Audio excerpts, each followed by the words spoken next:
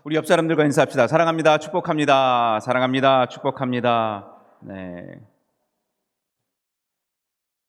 제가 오늘 시편 37편 이제 벌써 이렇게 37장까지 왔는데 제일 첫 구절이 뭐죠? 제일 첫 구절. 악을 행하는 자들 때문에라고 그랬어요. 악을 행하는 자들. 제가 이런 질문이 생기더라고요. 여러분 한번 여러분들도 똑같이 한번 생각해 보세요. 이럴 때 어떻게 여러분들이 반응하시냐? 갑자기 내가 운전을 하는데 갑작스럽게 차가 확 들어와서 내 앞을 콱 가로막았어. 그러면 여러분 어떻게 대응하세요? 한번 생각해 보세요. 여러분들이 어떻게 대응했는지. 또 이런 일이 있을 수 있어요. 이건 약과예요. 이건 약과. 진짜 악을 행하는 자들이라고 그랬잖아요. 내가 갑자기 오해를 사. 내가 갑자기 사람들한테 이상한 말이 수근수근 걸려. 그러면서 들려오는 말이 그러는 거예요. 저 나쁜 놈은, 저 나쁜 놈. 막 그러면서 쌍욕이 내게 막 들려오는 거예요. 사람들이 나를 이상한 눈초리로 봐. 간혹 이런 적이 있잖아요. 그렇죠? 생각지도 않은 그런 상황에 내가 괜히 오해를 받고 사람들의 눈초리가 따갑고 정말 이런 적들이 있단 말이에요. 저도 목회를 하다 보니까 생각지도 않은 그런 일들 때문에 갑자기 그런 경우를 당할 때가 있어요. 참 힘들죠. 이럴 때 어떻게 해야 될까? 남이 나를 괴롭게 해요. 힘들게 만들어요. 이게 남이라고 할 것도 없죠. 어떻게 보면 내 가까운 지인일 수도 있어요. 그런 사람들이 갑자기 돌변해서 이렇게 나에게 악하게 반응하는 거예요. 악하게 나를 대해요. 이러면 여러분 어떻게 여태까지 대응하셨나요? 차가 갑자기 끼어들면 우리는 크락션 울려 막 빵빵거려. 그리고 어떤 때는 신경질이 나니까 창문을 내려놓고 손가락질. 그리고 막 욕을 해. 이런 분들 계실 거예요. 그렇죠? 근데 이거는 약과라고 그랬잖아요. 어떤 사람이 나를 뒤에서 계속 막 뭐라고 그러면서 막 내 하는 일까지도 방해를 하고 막 정말 잠을 못 자. 막 이 사람만 생각하면 막 속에서 분이 일어나. 그래서 진짜 이 사람 찾아가서 내 멱살이라도 잡고 한번 엎어치기라도 한번 할까? 막 이런 마음 들 때 있잖아요. 때로는 그런 마음 들 때 여러분 그래야 좀 속이 풀리고 내가 한번 싹 싸질러 줘야 화병 안 생기지 않아요? 그렇죠? 그게 우리의 대응법 아닙니까? 여태까지 우리도 그래 왔잖아요. 그러지 않았습니까? 참 그러고 싶어. 때로는 너무 억울하고 때로는 너무 황당해서 이런 일 때문에 솔직히 멱살이로 닫고 엎어치기 하고 싶고 쌍욕 SSB 뭐 이렇게 하고 싶어. 참. 근데 어떻게 믿음의 사람들은 이럴 때 대응해야 할까? 오늘 37편이 이렇게 답을 해줍니다. 한번 볼까요? 1절 뒤에 악을 행하는 자들에게 어떻게 하라고요? 다 같이 뭐 하지 말며? 불평하지 말며 불의를 행하는 자들은 뭐 하지 말지어다? 시기하지 말지어다. 나는 뭔가 뒤에서 욕 받으면서 계속 힘들고 잠잠 모르는데 걔는 잘 자. 쿨쿨 자. 그러면서 남 욕하고 다녀. 자기를 막 욕하고 다녀. 그런 사람들 보면 당연히 불평 나오죠. 근데 불평하지 말래. 불평하지 말래. 이해가 안 되는 거 이게. 도저히 우리가 세상 속에서 살면서 이게 받아들여지질 않아. 또 시기하지 말래. 그들을 부러워하지 말래. 그들 아무런 병거가 없다고 그냥 잘 나간다고 그들을 시기하지 말래. 아니 진짜 시기하고 그들이 못되게 그냥 뭔가를 고소라도 할까? 억울하니까 그 사람은 어떤 깡패를 좀 보내서 그 사람 뭐 할까? 아니면 바퀴라도 좀 자동차 바퀴라도 뻥 터뜨려 버릴까? 뭐 이런 생각 가질 수 있잖아요. 근데 그렇게 하지 말라는 거예요. 심지어 뭐라 그러냐? 7절, 8절 한번 읽어볼까요? 7절, 8절 시작. 여호와 앞에 뭐 하라고요? 잠잠하고 뭐하라? 참고 기다리래. 그래야 자기 길이 뭐하며? 형통하며 악한 꾀를 이루는 자 때문에 뭐하지 말지어다? 또 얘기해. 뭐하라고요? 불평하지 말래. 불평하지 말래. 그 다음 뭐라고 그러는지 보세요. 뭘 그치고? 분을 그치고 뭐를? 노를 버리며 또 뭐라고 그래요? 계속 불평하지 말래. 불평하지 말래. 왜 그럴까? 왜 그럴까? 이유는 오히려 악을 만들기 때문입니다. 나에게 악으로 대하는 사람한테 내가 감정 추스리기는 쉽지 않아요. 분은 마음속으로 낼 수 있어. 근데 문제가 뭐냐? 그 분 때문에 내가 악에 사로잡히는 거예요. 분에 쌓이는 거야. 그래서 내가 입으로 불평을 하게 되고 시기가 나고 그리고 그 사람을 막 죽이겠다는 그런 마음들이 막 내 안에 이게 솟아오르는 거예요. 이게 뭐예요? 악이 돼. 악이 돼. 마음의 불평은 할 수 있지만 이게 더 나아가면 악이 돼버려요. 그래서 악은 모양이라도 버리라고 했어요. 왜? 그 사람을 불평하면 내가 더 문제가 되는 거예요. 그 사람이 문제가 아니라 내가 더 문제가 돼요. 왜? 내가 악한 사람이 되어버리는 거예요. 그래서 이런 억울한 일을 당하고 불의한 일을 당했을 때 나는 과연 어떻게 될까? 오늘 이렇게 말을 합니다. 3절에 이렇게 말을 해요. 다 같이 세 번역으로 한번 봅시다. 시작. 누구를 의지하고? 주님만 의지하고 뭘 행하라? 선을 행하라. 이렇게 얘기해요. 다시 한번 따라해보자. 주님만 의지하고 선을 행합시다. 아멘. 여러분, 세상은 악해요.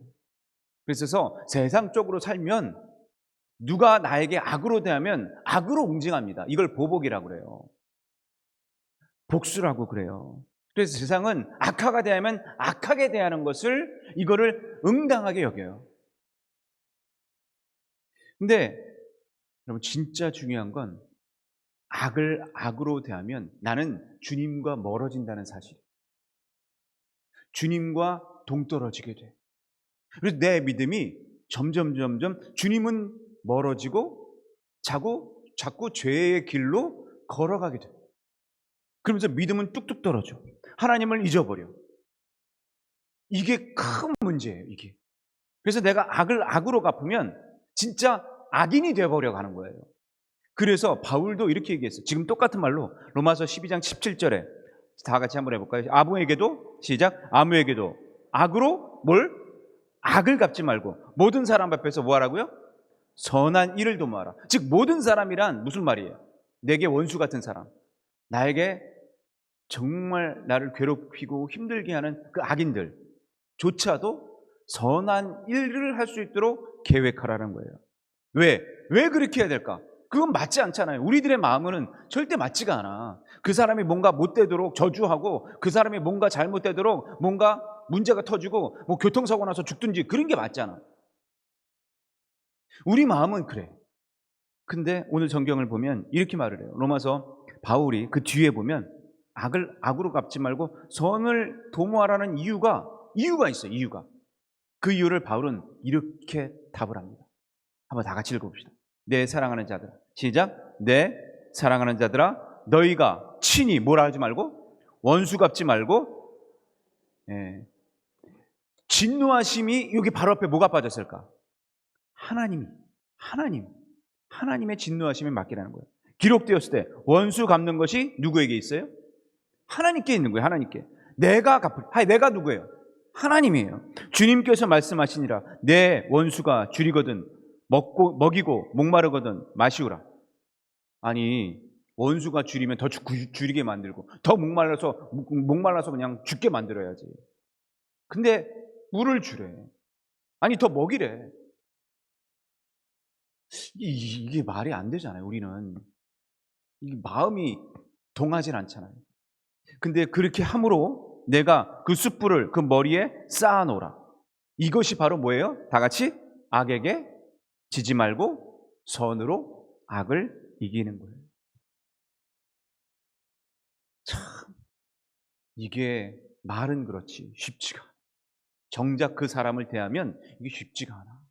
악으로 나에게 대한 사람을 선으로 갚는다? 이게 쉽지가 않아. 근데 성경의 인물들을 보면요 한결같이 이 말씀을 마음속에 새겼어. 그래서 그런 사람들이 다 보면 승리를 하더라고요. 대표 주자가 바로 다윗이에요. 사울 왕이 그를 얼마나 핍박했어요. 자신은 잘못한 거 하나도 없는데 창을 던져서 막 죽이려고 그러고, 그 사람의 이 번뇌, 악으로 인한 번뇌를 막 다스리려고 다윗이 이렇게 수금을 타고 노래를 불러주면 막 달려들어서 창으로 칼로 막 덤벼들어서 죽이려고 하고. 참, 이거 어떻게 대응해야 돼요? 그러면 그 사람 없애버리는 게 낫잖아요. 내가 편안해지려면. 그 사람 그냥 죽여버리는 게 훨씬 더 편해. 아니, 심지어 3,000명 군사를 이끌고 자신을 죽이려고 이곳저곳 쑤시고 돌아다녀요. 그리고 잡히면 죽는다. 야, 잡히면. 참. 근데 잘 보세요. 다윗이 사울을 죽일 기회가 몇 번 있었어요. 그가 굴 속에서 찾아 들어온 적이 있었어요. 또 용변을 보러 찾아 들어온 적이 있었어요. 충분히 죽일 수 있었어요. 근데 다윗이 이 사울을 어떻게 반응하느냐가 중요해요. 어떻게 반응했느냐? 사무엘상 24장 10절에 이렇게 얘기합니다. 사울을 죽일 기회가 있었는데도 불구하고 안 죽였는데, 그 이유가 어떤 사람이 나를 권하여 왕을 죽이라 했어요. 자기의 부하들이 죽이라, 이때가 기회다 라고 얘기했는데 뭐라고 얘기합니까? 내가 왕을 아껴 말하기를 나는 내 손을 들어 내 주를 해야지 아니하리라. 내 주래. 원수가 아니라, 이 원수 같은 놈이 아니라 내 주인 이래. 왜요? 그는 여호와의 기름 부음을 받은 자이기 때문입니다. 그리고 그를 보호해요. 죽이지 마라. 내 원수가 아니다. 이 사람은 하나님의 사람이다. 이게 세상을 대하는 방법이었어요. 악을 만날 때 이 악을 어떻게 대응하느냐, 이것이 바로 다윗이 그의 원수에게 대하는 방법이었단 말이에요. 참, 왜 이렇게 했을까? 제가 생각해 보면, 성경을 잘 보면 그러는 것 같아요. 이건 내가 할 일이 아니다. 내가 할 일이 아니다. 하나님이 할 일이다. 이게 중요한 것 같아요. 보세요. 오늘 34절과 38절에도 보면 이 원수는 누가 갚아준다고요? 하나님이 갚아주신다고 그랬어요. 이 믿음을 이 지금 시편의 37편에 고스란히 34절, 38절에 똑같이 얘기합니다. 악인이 끊어질 때에 내가 똑똑히 보리라 그랬어요. 누가 보여주는 거예요? 하나님이 보여주는 거예요. 38절, 범죄자들은 함께 멸망하느니 악인의 미래, 앞날이 끊어져. 이거 누가 하는 거예요? 내가 했어요? 하나님이 했어요? 하나님이 하는 거예요. 근데 놀라운 사실은 이 믿음이 다윗에게는 너무 확실했어요. 너무 확실했어요. 그래서 이 믿음 때문에 누구 하나 불평 안 해. 사울을 불평했다, 사울이 원수다, 이 죽일 놈이다, 이 SBS 뭐 이렇게 욕한 적이 없어. 오히려 불쌍히 여겨. 불쌍히 여겨. 요셉 보세요. 요셉도 형들에게 그가 죽을 뻔했어요. 형들 때문에 구덩이에 갇혀요. 그리고 노예로 팔려가요. 심지어 감옥까지 가요. 죄인이 돼버려요. 얼마나 억울해요. 불평 여러분 같으면 나와 안 나와? 무슨 말만 툭 건드리면 형들 때문에 내가 이렇게 됐어. 형들 때문에 내가 이 감옥 갔어. 형들 때문에 내가 이렇게 힘들어졌어. 이 불평 나와야 안 나와요? 내가 형들 때문에 신앙 다 버렸어. 형들 때문에 뭐 다 그렇게 얘기할 수 있어요. 근데 전혀 이런 반구 없어. 여러분, 이게 놀라운 거예요. 이거 놀라운 거예요. 왜 이랬을까? 이유는 이거 하나. 믿었어. 뭘 믿었냐? 따라해보세요. 하나님이 갚아주십니다. 다시 한번, 하나님이 갚아주십니다. 여러분, 하나님이 갚아주시는 거예요. 이 믿음이 내게 확실하게 있으면 여러분, 불평 안 해. 원망 안 해. 우리는 때로는 악한 자들 때문에 이 믿음이 약해서 속상해합니다. 이 믿음이 약해서 때로는 굉장히 슬퍼하고 믿음이 흔들려 버려요. 그래서 무너져. 하나님이 하시는 건데 내가 하려고 그래. 솔직히 저도 그런 적이 있어요. 막말해. 생각해보면 정말 이런저런 말들을 막말해. 어떤 때는요, 우리 교회 나간 사람들 어떤 때는요 보면요 막말해. 어떻게 보면 막 죄인 같아. 막 감옥에 들어갈 사람처럼. 때로는 저도 그런 말 때문에 어떻게 해야 되나 고민되고 잠을 못 자. 멱살 잡고 싶어. 왜 그런 말을 하고 다니냐고. 근데 하루는 제가 기도를 하는데 그런 마음을 주시더라고요. 그거 네가 하냐? 그거 네가 하냐? 내가 하는 거지. 그다음부터 그 확실한 음성을 듣고 제가 다 잊어버렸어요. 다 잊어버렸어요. 그거 내가 하는 거지 네가 하는 거 아니다. 왜 그런 말씀을 하셨을까? 이유는 그거 같아요. 내가 악해질까 봐. 내가 불평할까 봐. 내가 문제가 생길까 봐. 여러분 그 다음부터는 그런 말이 싹 사라져 버렸어요. 여러분 하나님을 믿는 사람들은 이 믿음이 있어야 될 줄로 믿습니다. 하나님이 하실 줄 믿습니다. 여러분 종말을 믿으십니까? 여러분 삶이 떠나는 날 천국 가실 것을 믿습니까? 정말이세요? 천국 가실 줄 믿으십니까? 조금도 의심 없으세요? 그럼 여러분 큰 축복 받으신 거예요. 큰 축복 받은 거예요. 근데 이 믿음이 있으면 지금 천국을 누리는 삶을 누려. 지금도 천국을 누리는 삶을 살다가 그러다가 천국 가는 거지. 천국도 못 누리는 삶, 늘 불안하고 염려하고 뭔가 정말 저 사람 원수 같아서 늘 정말 가슴 졸이고 어떻게 하면 이 보복할까 이것으로 사는 사람들 절대 천국 못 가요. 여러분 그런 사람들 믿으십시오.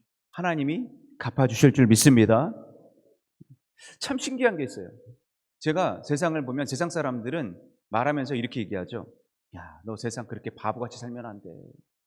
믿는 사람들이 양보하고 참고 이러면 너 세상 사람들이 바보처럼 살지 마. 근데 신기한 게 있어요. 바보처럼 살면 그게 신기해. 그 사람들이 이겨. 세상이 그런 위치로 돼 있어요. 보세요. 세상은 적자생존 약육강식이라고 얘기합니다. 근데 세상을 보면 그들이 이기는 법이 없어. 온 산과 들 밀림에 보면은 강자가 누구냐? 힘센 자들이에요. 사자, 호랑이, 뭐 이제 육식하는 치타, 뭐 이런 종류들이 이 밀림에 있잖아요. 그러면 그들이 약육강식, 적자생존이면 어떻게 돼야 돼요? 득실득실해야 돼요. 그들이 훨씬 많아야 돼요. 근데 뭐가 더 많아? 약한 것들이 더 많아. 온순한 게 더 많아. 양, 소, 돼지, 닭, 오리 뭐 이런 것들이 훨씬 더 많아. 이게 신기한 거예요. 이게 아니 적자생존 약육강식이면 그들이 다 잡아서 그들이 이겨야지. 그들이 수천 수만 마리 뭐 그렇게 돼야지. 이들보다 우리 온순한 것들이 더 많아. 이게 신기해요. 하나님의 섭리가 아닐까요? 온유한 자가 승리한다는 것. 또 하나 보면 여러분 잘 보세요. 오늘 말씀에 보면 이 진리를 가르쳐주고 있는 것이 세상 이치가처럼 오늘 선이라는 것이 선이 악을 이긴다고 그랬는데 이 선에 대한 품성이 나와요. 선에 대한 품성. 이 선이 뭔가? 이 선이 어떤 마음을 악에 대해서는 특별히 더 어떤 선이 악을 이기게 만들까? 그 선을 오늘 말씀에 이렇게 나와요. 10절 11절 한번 다 같이 읽어봅시다. 10절 11절 시작. 잠시 후에는 악인이 없어지리니 내가 그것을 자세히 살필지라도 없으리로다. 그러나 어떤 자들? 온유한 자들. 온유한 자들은 땅을 차지하며 풍성한 화평, 즐거워하리. 풍성한 이 마음의 쉼, 평안을 누릴 수 있다는 거예요. 그리고 보세요. 바로 이 악을 이길 수 있는 방법은 다른 방법이 아니야. 세상의 이치, 하나님의 법칙은 이 적자생존 약육강식이 아니라 온유한 자가 승리하게끔 만들어놨어요. 그래서 34절에도 그 앞에 땅을 차지하게 될 때 어떻게 차지하게 되느냐? 여호와를 바라고 그의 도를 지키라. 이 도가 그리하면 내가 땅을 차지할 거라 했는데 여러분 땅을 차지한다는 건 어떤 말이에요? 예수님이 말씀하셨죠. 팔복 가운데 어떤 자가? 온유한 자가 복이 있나니 그들이 땅을 기업으로 받을 것이며 그랬어요. 지금 이게 온유의 복이에요. 온유의 복. 여러분 우리는 강자가 이길 것 같지만 아니에요. 부드러운 게 이겨. 부드러운 게 이겨. 여러분 우하에도 이런 일 있잖아요. 한 사람이 이렇게 길을 걸어가는데 야 누가 이길까 싸워. 태양이 이길까 바람이 이길까 싸워. 여러분 그거 기억하시죠? 그때 내가 쎄 서로 싸우는데, 그럼 보세요. 바람이 막 휘몰아쳐. 그랬더니 그 겉옷을 어떻게 감싸. 이거 벗기질 못해. 근데 뭐가 이겼어요? 태양이 막 내리쬐니까 이 사람이 아이고 더워 하면서 옷을 벗어. 그럼 온유한 게 이기는 거예요. 온유한 게. 참 신기해. 나뭇가지도 딱딱한 건 부러져. 근데 연한 가지는 그 가지하에 열매가 붙고 순이 나요. 딱딱한 가지에는 순도 안 나고 열매도 없어. 신기해. 사람 입속에 딱딱한 게 있어요. 뭐예요? 이빨은 딱딱해. 근데 부드러운 게 있어. 뭐예요? 혀는 참 여러분 신기해. 근데 어느 게 더 오래가? 잘 보세요. 이빨이 오래가요? 혀가 오래가? 오래 사는 사람들 중에 이빨은 다 빠져가지고 충치가 쏟고 다 뭐해? 임플란트를 하든지, 요즘 참 좋아져서 임플란트를 하든지 아니면 틀니를 하든지 그래. 근데 혀 틀니하는 사람이 있어? 혓바닥 바꾼 사람 없잖아. 참 신기해. 하나님이 이렇게 만드셨어. 교통사고 나면요, 제일 먼저 부러지는 게 뭔지 아세요? 이빨부터 부러진대. 이빨부터. 근데 혓바닥 부러져서 죽는 사람은 못 봤어. 이게 섭리인 것 같아. 부드러운 게 질 것 같은데 부드러운 게 이기게끔 만들어주신 게 하나님의 법칙인 줄로 믿습니다. 그래서 온유라는 뜻을 살펴보니까 헬라어로 이렇게 돼 있어요. 따라해봅시다. 프라테우스. 뭐라고요? 프라테우스예요. 프라테우스. 이 말은 배경이 참 재밌어요. 어디서 나온 말이냐? 이 말은 맹수나 아주 사나운 동물들이 이게 마음이, 성격이 다듬어지질 않았잖아요. 제멋대로 막 길길이 날뜁니다. 이런 맹수들이나 사나운 동물들을 이 조련사가 잘 길들이는 거야. 딱 말 듣게. 그러면서 찰 하면 딱 쏘. 저 가져와 하면 딱 가져와. 그리고 물어 하면 딱 물고. 이게 잘 길들여지는 거야. 웃어 하면 어떻게 웃는지 모르겠지만 그렇게 참 그렇게 해. 이 말은, 온유라는 말은 길들여졌다라는 거예요. 잘 길들여졌다. 즉 이것을 사람에게 비유하면 이런 거예요. 뭔가 화가 날 때 이게 충동적으로 다가와. 욱해. 많죠, 이런 사람들. 욱하는 거 많죠. 이거를 온유한 사람은 잘 통제해. 다스릴 줄 아는 프로테우스의 사람이 돼버려요. 자기가 막 뭔가 하고 싶고 막 욕구가 많고 막 욕심이 나.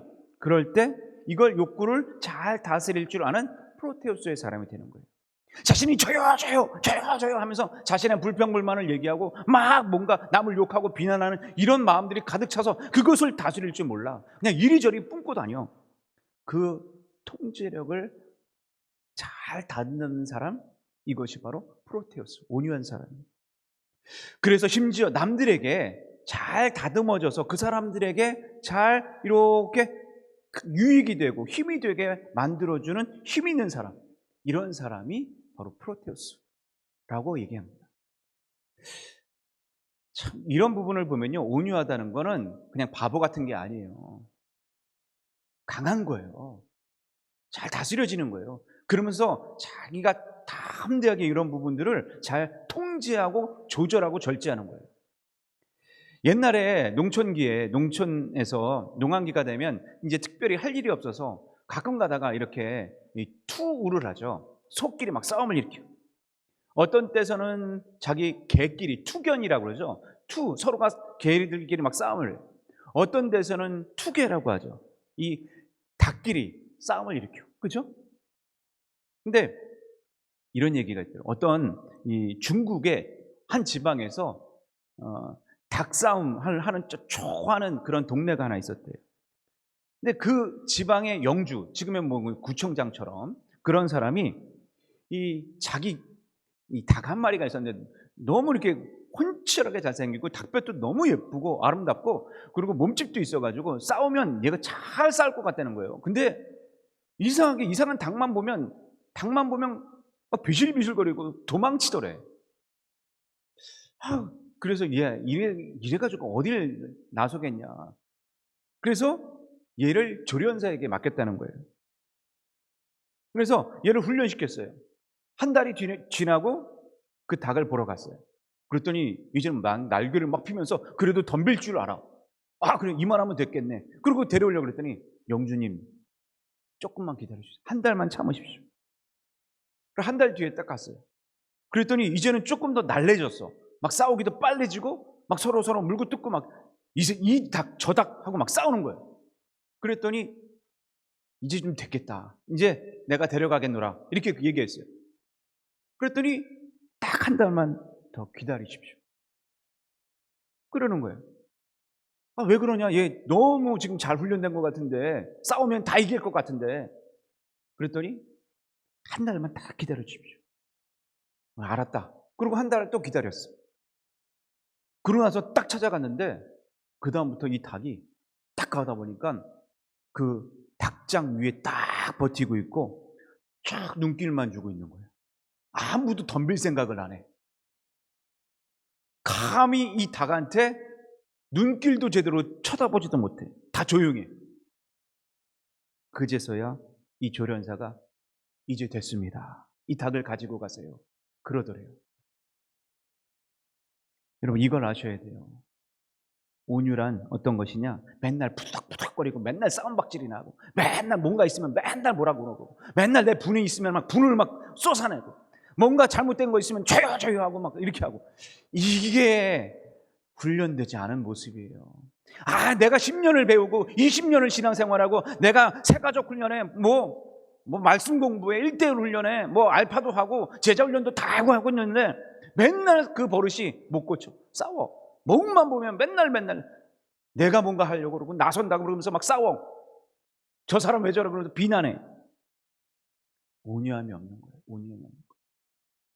온유함은 어떻게 보면 나약함이 아닙니다. 비겁함이 아니에요. 내가 힘이 있는데도 참고 잘 강하고 위험 있게 행동하는 것이 바로 온유예요. 그래서 이런 품성을 잘 절제할 수 있어요. 내가 힘이 있는데도 품고 가만히 있는 거예요. 품고 내가 잘 이렇게 다듬어 가는 거예요. 그래서 이 온유함이 쉽지가 않아. 어떻게 얻을 수 있느냐? 그래서 성령의 9가지 열매 중에 뭐가 있어요? 사랑과 희락과 화평과 오래 참음과 자비와 양성과 뭐에 있어요? 온유가 있단 말이에요. 온유가 있어요. 여러분, 이 온유는 성령의 열매예요. 예수님도 보세요. 예수님도 이런 말씀을 하셨어요. 마태복음 11장 29절에 나의 마음이 뭐하고? 온유하고 겸손하니 그랬어요. 나의 멍에를 메고 내게 배우라 그랬어요. 그리하면 너희 마음이 쉼을 얻으리라. 이 온유와 겸손이 똑같은 말입니다. 온유와 겸손이. 근데 보세요. 예수님도 힘이 있었어. 기적을 베풀 수 있었어. 오병이어의 기적, 죽은 자도 살릴 수 있었어. 근데 불평불만 안 해. 절제해. 겸손해. 이게 바로 온유, 프로테우스예요. 저는 이 마음, 우리 믿는 사람들에게 꼭 필요한 품성이라고 믿습니다. 저는 누군가 이제 당회에서 뽑으라고 그러면 누굴 뽑아야 될까? 저는 단연코 이런 사람 뽑고 싶어요. 장로님이든 권사님이든 집사님이든 정말 저는 뭐 11조 잘 내고 예배 잘 드리고 이런 것보다 진짜 온유한 사람이 뽑혀졌으면 좋겠어. 지금 혹 그런 사람이 아닐지라도 뽑혀진다면 온유해졌으면 좋겠어. 아멘? 여성교회 8부는 우리 교회 기둥될 줄로 믿습니다. 그럼 어떻게 해야 돼? 온유해져야 돼. 우리 성도님들 온유해질 줄로 믿습니다. 온유해져야 돼요. 그래야 하나님이 기쁨이 되는 그런 사람이 되는 거예요. 근데 이게 쉬울까? 어려울까? 이 품성이 욱해요? 안 해요? 욱해요? 안 해? 욱하잖아. 근데 이 욱한 걸 어떻게 없앨까?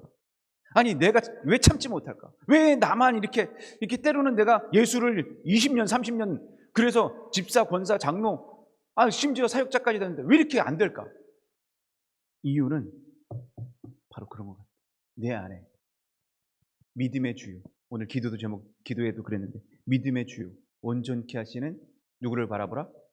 예수를 바라봐야 되는데 그게 아직 부족해서. 에스겔서 36장 26절에 보면 이렇게 말해요. 또 새 영을, 다 같이 시작. 또 새 영을 너희 어디에? 속에 두고 너희 마음을 너희에게 주되 너희 육신에게서 어떻게 돼요? 굳은 마음을 제거하고 부드러운 마음을 줄 것이다 그랬어요. 누가 줘? 누가 줘요? 여러분, 하나님이 주시는 거예요. 새 영이 들어가야 돼요. 새 영이 들어가야 내가 그렇게 되는 거지, 새 영이 안 들어가면 꾸지고 내가 이거 안 되는 거예요. 안 되는 거예요. 남편을 보면 욱해, 아내를 보면 욱해, 성도를 보면 욱해. 뭔가 이 욱함이 우리 안에 일상이 되어버렸어. 또 불평불만이 우리의 일상이 되어버렸어. 여러분, 우리가 왜 이랬을까 생각해보면 주님을 바라보지 못해서, 새 영, 생기가 내 안에 제대로 들어가지 못해서 일지 모르겠어요. 저는요, 오스왈드 샌더스라는 아주 유명한 목사님이 계시고, 그분이 이제 많은 책들도 쓰신, 주님은 나의 최고봉이라는 책도 쓰시고 유명한 작가이기도 합니다. 근데 이분 사모님이 말기 암에 걸린 적이 있었어요. 말기 암에 걸려서 마지막 생을 기다리고 있었습니다. 그래서 목사님이 휴가를 내서 아내를 돌보겠다고, 그래서 요양차 어느 곳에 가셔서 사모님을 돌보는 일에 온 정성을 쏟았어요. 그랬더니 하루는 그 사모님이 남편 목사님을 불러서 그러는 거예요. 여보, 이제 당신은 당신 일에 집중했으면 좋겠어요. 날 좀 그만 내버려 두세요. 아니, 깜짝 놀라는 거예요. 아니, 왜 그럴까? 내가 지금 이렇게 당신 마지막 때와 함께하기 위해서 열심히 헌신하는데 왜 내버려 두라고 그럴까? 그러니 사모님이 그러는 거예요. 당신이 나를 너무 꼭 안고 있고 나를 너무 이렇게 내주하고 있어서 주님이 나를 안고 있다는 것을 느낄 수가 없어요. 주님이 나와 함께 하신다는 것을 잘 못 느끼겠어요. 지금 이 시간은 내가 주님을 붙들어야 될 때라고 생각해요. 그러니 당신은 당신 일에 집중하시고 조금 내가 힘들더라도 하나님을 붙잡고 싶어요. 그런 얘기를 해요. 여러분, 이게 진짜 믿음 아닐까? 이게 진짜 믿음 아닐까? 우리는 기대고 싶죠. 아프면, 힘들면 기대고 싶죠. 그런데 믿음의 주요, 온전케 하시는 주님을 바라보니까 아파도 그걸 이겨낼 수 있는 힘이 주님이라는 것을 깨닫는 거예요. 이렇게 말할 수 있는 거예요. 때로는 악인 때문에 죽고 싶고, 악인 때문에 막 보복하고 싶고, 막 악인 때문에 욱하는 그런 심정을 주님 때문에 참는 거예요. 참, 이런 주님과 함께하는 이 시간을 내가 더 갖고 싶어요. 주님과 함께하는 이 시간이 내게 더 귀한 시간이에요. 주님과 함께하고 싶어요. 이런 말 한다는 것이 진정 믿음의 주요, 온전케 하시는 주님을 바라보는 믿음의 사람인 줄로 믿습니다. 여러분, 이런 사람들 어떻게 되는 줄 아세요? 이 땅에서 땅이 복받는다고 그랬어요. 참 신기해요. 신기해. 진짜로 그랬어요. 2001년도서부터 2010년도까지 직업별로 평균 수명을 조사해 봤더니 온유한 품성을 가진 직업군이 가장 오래 살더래. 그래서 여러분, 온유한 품성, 목사님이 가장 오래 살더래. 그래서 우리 원로 목사님이 지금도 평안하신 거야. 예. 아멘만 나만 안 해, 아멘만. 참, 우리가 평안한 사람이 오래 살지 뭔가 급하고 욱하고 이런 거 오래 못 살아. 여러분, 평균 보면 직업군이 82세, 79세, 76세, 69세 뚝뚝 떨어지더래. 왜? 이게 왜 뚝뚝 떨어지느냐? 비평가, 언론인, 이런 체육인, 이런 사람들이 욱하는 게 있더래. 욱하는 사람들이 이게 쉽게 죽더라는 거예요. 온유한 품성을 가지면 예수님의 품성이 돼서 묵상하고 하나님 바라보고 마음이 진정되고 스트레스 덜 받고. 여러분, 오래 살려면 온유합시다. 아멘. 저는요, 여러분, 우리 아이들도 마찬가지라고 봐요. 우리 아이들도 괜히 SNS에다가 막 누구 욕하고 막 이런 거, 누구 씹는다 그래. 카톡으로 누구 씹어. 여러분, 그런 마음 가진 애는 잘 될 수가 없어. 이 땅을 기업으로 받을 수가 없어. 여러분, 자녀들도 이 땅에서 복 받기 위해선 온유하게 길러야 될 줄로 믿습니다. 여러분, 절대로 강한 자가 이기질 않아. 온유한 자가 복 받을 줄로 믿습니다. 여러분, 혹시 여러분 곁에 상처받은 사람들이 왜 많을까? 이유는 온유한 품성이 아니라서 그런 걸까요? 여러분, 이 시간 우리의 마음을 온유하게 해 주시옵소서. 겸손하게 해 주시옵소서. 그럴 때 여러분 땅이 기업으로 채워지고 여러분들의 자녀들이 복이 될 줄로 믿습니다. 따라해 봅시다. 주여 나를 온유하게 하옵소서. 주여 나를 겸손케 하옵소서. 아멘. 기도하겠습니다. 살아계신 아버지 하나님, 우리들이 세상 살면서 세상 가운데 살다가 보니 때로는 내 마음이 적자생존 약육강식처럼 정말 경쟁사회 속에 누굴 죽여야 하고, 내가 악하게 누군가 나를 대하면 나는 또한 그를 향해서 악하게 대하고 싶은 그런 보복과 또한 그런 복수가 우리 마음 가운데 용솟음 칩니다. 우리는 시시때때로 그런 일들이 우리에게 다가옵니다. 운전할 때나 남편과 아내나 또한 직장에서나 교회에서나 서로가 그런 마음과 그런 생각들이 들 때마다 주여, 믿음의 주여, 온전케 하시는 주님을 바라보게 하여 주시옵소서. 그리하여 주님이 나는 온유하고 겸손하다고 하였으니 주님의 제자처럼 그 마음을 닮아가는 주의 제자들 될 수 있도록 이 시간 우리들의 마음을 새 영을 불어넣어 주시옵소서. 그래서 우리가 진정 하나님이 기뻐하시는 자, 강자가 이기는 것이 아니라 온유한 자가 이깁니다. 부드러움이 이깁니다. 주님 앞에 온전한 자로 설 수 있도록 주여 이 시간 우리의 기도로, 우리의 말씀으로, 우리의 믿음으로 채워 주시옵소서. 모든 것 함께 하실 줄 믿사옵고 예수 그리스도의 이름으로 축복하며 간절히 기도드립니다. 아멘. 우리 겸손이란 온유 똑같은 말인데요, 가사를 보면 너무 은혜로워요. 슬픔 속에서도 울지 않는 것. 억울해. 너무 억울할 수 있어. 내가 안 하는 건데 자꾸만 나를 했다고 억울해. 근데도 울지 않아요. 걱정할 수밖에 없는데도 걱정하지 않아요. 참을 수 없어도 화내지 않고 끝까지 인내해요. 감사하고 안 돼, 감사. 그런데도 감사해요. 칭찬, 비난 속에서도 침묵해요. 참 순종하기 어려운데도 순종하는 이 마음, 우리에게 그런 마음 달라고 우리 힘있게 찬양합니다. 슬픔 속에서 우리 가슴에 손을 얹고 고백하며 찬양합시다. 억울해서 울지 않는 것, 걱정할 수밖에 없는 상황 속에도 걱정하지 않는 것. 아멘. 사랑할 수 없는 사람조차도 어떻게 해야 합니까? 사랑하며 품어주는 것, 용서할 수 없는 사람일지라도 용서하여 주는 것. 아멘.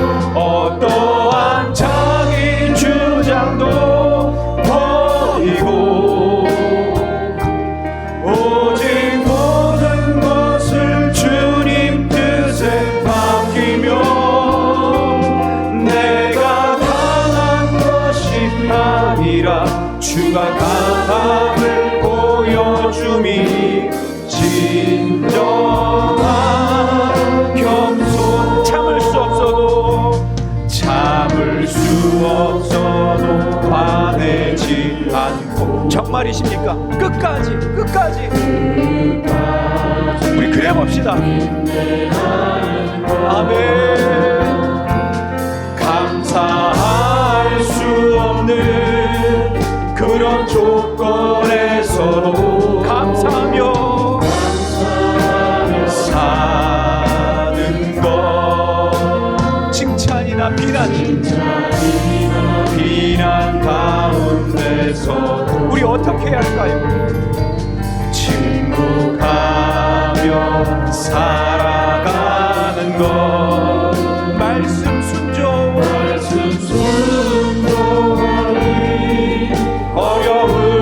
어려울지라도 우리 믿음으로 고백합시다. 믿음으로 순종하는 것. 어떠한 자기 주장도 버리고 오직 모든 것을 주님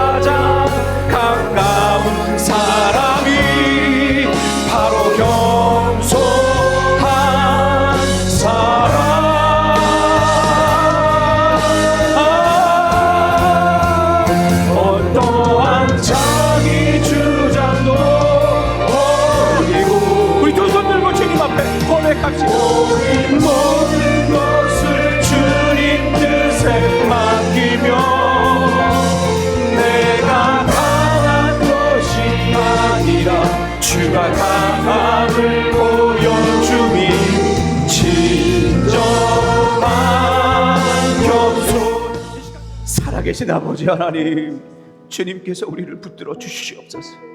세상의 흐름에 빠져 있었던 우리를 용서하여 주시옵소서. 주님, 저희들이 말씀을 통하여, 말씀을 의지하여 주님, 우리가 승리할 수 있는 자리로 설 수 있도록 주께서 우리를 이끌어 주시옵소서. 우리가 인생 살다가 아플 때도 있고 악인 때문에 힘들고 정말 힘들어 아파할 때도 있습니다. 주님, 이때마다 사람 붙들지 말고 주님 붙들어 주님 앞에 승리하는 사람 될 수 있도록 주께서 임마누엘 동행하여 주시옵소서. 이 시간 저희들 말씀을 통하여 저희들 이기고자 합니다. 온유한 마음 갖게 하셔서 진짜 믿음이 믿음 되게 하시고 하나님의 가정이 가정되어 주님, 우리의 교회가 아름다운 하나님의 교회가 되고 하나님의 복음의 땅이 열려져가 많은 족속들이 주 안에서 승리할 수 있도록 주께서 임마누엘 동행하여 주시옵소서. 이제는 주 예수 그리스도의 놀라우신 사랑과 아버지 하나님의 만극하신 은혜와 성령님의 감화 감동 그 역사하심이 이제 주님의 마음을 닮아 온유와 겸손이 우리 마음 가운데 결단이 되어 이제 세상에서 승리하겠노라고 외치는 주의 귀한 권속들 위해 이제부터 영원토록 함께 하시기를 간절히 축원하옵나이다. 아멘.